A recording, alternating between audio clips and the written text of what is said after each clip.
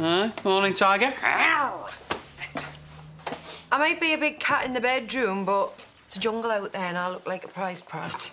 It'll wash off. It's the super strength body blaster.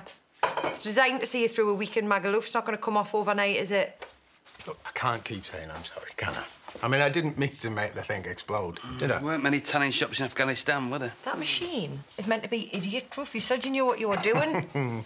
Well, I should have known I'd mess up, eh? Homeless, jobless, kipping on the street with a knife under my jacket. Got loser written all over me, haven't I? Well, I've had it rough and all. I've dusted in a few weird places myself. I know how bleak it looks when you hit the bottom of that barrel. Look at now, bobbing around on top. Could be the same for you. You've got food, you've got a bed to sleep in, running water. Everything else, it'll just fall into place as soon as you get your mojo back. Well, that's not going to happen until I put things right with Bernice. Yeah. Well, it's sorted now, isn't it? I've got tennis elbow from washing all them walls down. Yeah, all she needs to do is the decorate and the insurance will cover it. And that's where Dan and me come in. Yeah, you get her out of there and we'll dash in with brushes and ladders.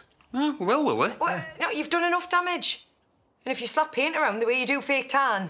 Listen, in my regiment, they used to say, if you start a job, you finish a job, or you die trying. Now, you make sure that coast is clear. We go in this afternoon.